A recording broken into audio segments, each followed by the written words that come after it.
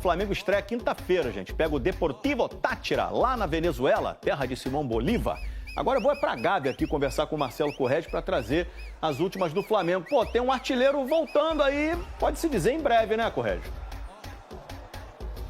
É isso, Escobar. Boa tarde para você, boa tarde a todos. Tá todo mundo ansioso pela volta do Pedro, depois daquela lesão muito dura, ligamento cruzado do joelho esquerdo em setembro do ano passado. Ele já vinha treinando com bola, mas ontem, enfim, foi liberado para realizar 100% das atividades físicas e técnicas com o restante do grupo. Isso é muito bom, mas o Pedro ainda não viaja para a estreia do time na Conmebol Libertadores, quinta-feira contra o Deportivo Táchira, lá em São Cristóbal, na Venezuela. O planejamento é para que o Pedro volte a ficar à disposição do Felipe Luiz. Na verdade, ele ainda nem jogou com o Felipe Luiz na outra quarta-feira, segunda rodada da Libertadores, contra o Central de Córdoba, no Maracanã.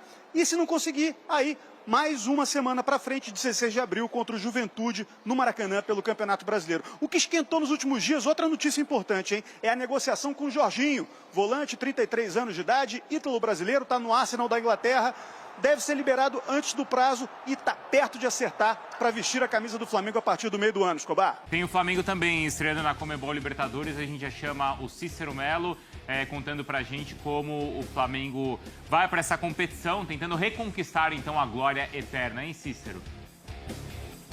É verdade, Bruno. Depois da estreia com empate no Campeonato Brasileiro, 1-1 contra o Internacional no Maracanã, o Flamengo agora tem uma competição que é sempre prioridade na Gávea, né? A Libertadores da América. Grupo C, na próxima quinta-feira, às 9h30 da noite, estádio Pueblo Nuevo, em São Cristóbal, na Venezuela, contra o Deportivo Táchira. A viagem vai ser nesta quarta-feira. O time do técnico Felipe Luiz tem algumas dúvidas e problemas. A dúvida é o Gerson, o meia com incômodo muscular na coxa, que ele sofreu na seleção brasileira. Não foi detectada aí uma lesão. Ele está sendo reavaliado justamente agora essa manhã, no treinamento que está acontecendo no CT Ninho do Urubu. A programação do Flamengo é o seguinte: depois desse treino, o Flamengo volta a treinar no CT Ninho do Urubu amanhã, bem cedinho, 7h30 da manhã, porque a viagem para a Venezuela está marcada para a hora do almoço, 12h30.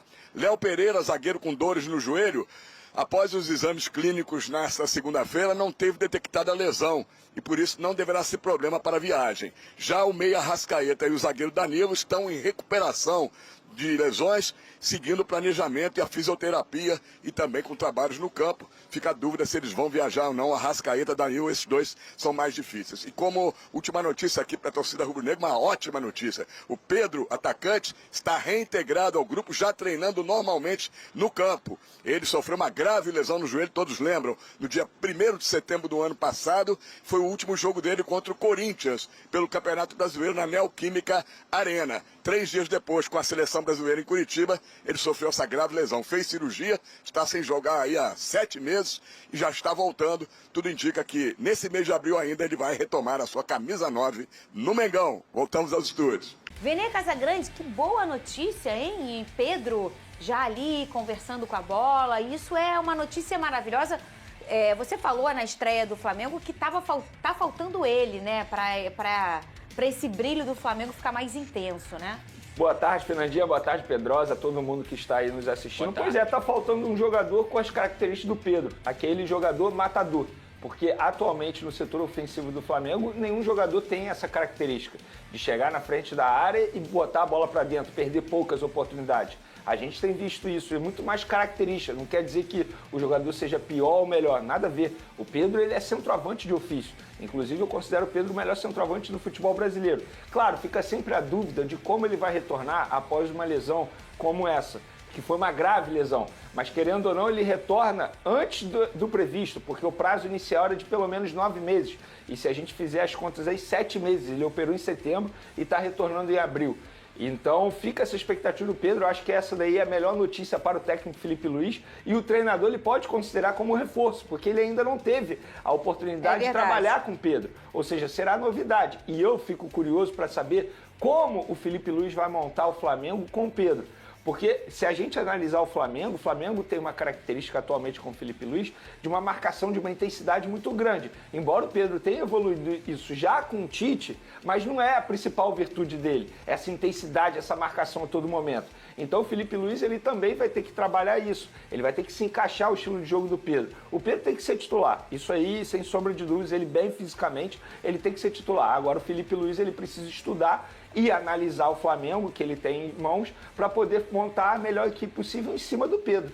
Então, acho que é o melhor reforço que o Felipe Luiz poderia ter. Eu considero o melhor reforço, a melhor notícia do semestre, tendo o retorno do Pedro, mas fica sempre a dúvida nesse momento de como ele vai voltar. Então o torcedor rubro-negro precisa ter um pouco de paciência em relação a isso. Esse do telão não é a melhor notícia do semestre? Não responde agora.